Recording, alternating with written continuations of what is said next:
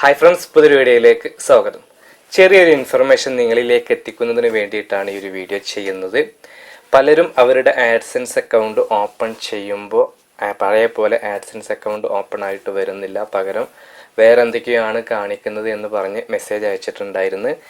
ഈ ഒരു ഡേറ്റ് ഇപ്പോൾ 20, 21, 22 ഡേറ്റുകളിൽ യൂട്യൂബിൽ ആഡ്സെൻസിലെ പേയ്മെൻറ്റ് നമ്മുടെ അക്കൗണ്ടിലേക്ക് വരുന്ന ആ ഒരു സമയമാണ്.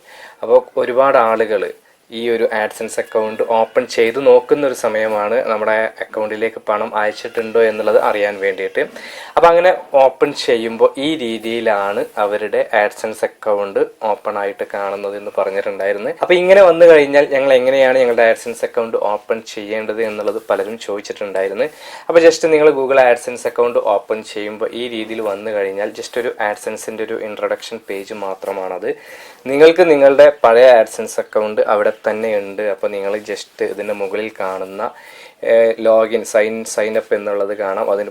അതോടുകൂടെ താഴെ ഗെറ്റ് സ്റ്റാർട്ടഡ് എന്നുള്ളതും കാണാം. അപ്പോൾ നിങ്ങൾ ജസ്റ്റ് മുകളിൽ കാണുന്ന ഒരു സൈൻ അവിടെ ലോഗിൻ ചെയ്ത് കഴിഞ്ഞാൽ നിങ്ങൾക്ക് നിങ്ങളുടെ ആഡ്സെൻസ് അക്കൗണ്ട് ഓപ്പൺ ആയി കിട്ടുന്നതാണ്. അതല്ലെങ്കിൽ താഴെ ഗെറ്റ് സ്റ്റാർട്ടഡ് എന്നുള്ളത് ക്ലിക്ക് ചെയ്യുമ്പോഴും നിങ്ങളുടെ ആ ഒരു ഇമെയിൽ ID, നിങ്ങൾ ഓൾറെഡി ആഡ്സെൻസ് അക്കൗണ്ട് ക്രിയേറ്റ് ചെയ്ത ഇമെയിൽ ID അവിടെ ചോദിക്കുന്നതാണ്. അപ്പോൾ ഒരുപാട് ഇമെയിൽ ID ഉണ്ടെങ്കിൽ ഏത് ഇമെയിൽ IDയിലാണ് നമ്മുടെ ആഡ്സെൻസ് അക്കൗണ്ട് ഉള്ളത് അത് സെലക്ട് ചെയ്താൽ മതി. അങ്ങനെ സെലക്ട് ചെയ്യുമ്പോൾ നിങ്ങളുടെ ആഡ്സെൻസ് അക്കൗണ്ട് ഓപ്പൺ ആയിട്ട് വരുന്നതാണ്.